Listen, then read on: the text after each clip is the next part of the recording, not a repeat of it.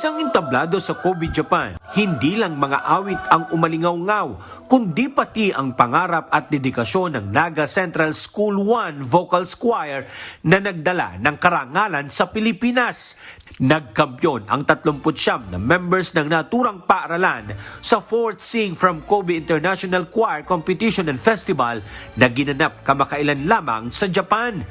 Nakamit din ng grupo ang second place ng folklore category matapos humanga ang mga hurado sa kanilang mga awit na Laudate, Anak at ethnic song na Balaiki.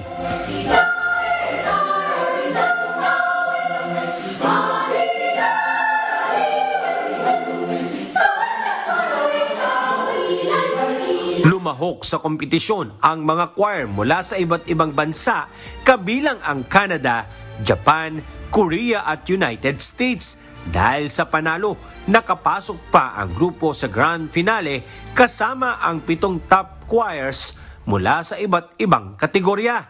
Ayon sa mga student members, bunga ito ng matinding pag-iensayo at dedikasyon sa loob lang ng ilang buwan. Sinabi naman ng school principal na nagsimula pa noong Mayo 2025 ang pagsasanay na umabot sa ilang oras araw-araw. Tinulungan din ang grupo ng mga magulang at ng pamahalaang lungsod ng Naga para matupad ang paglahok nila sa kompetisyon.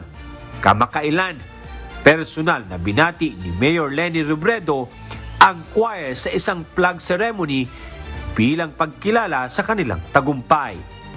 Alan Manansala, humahataw sa balita ngayon.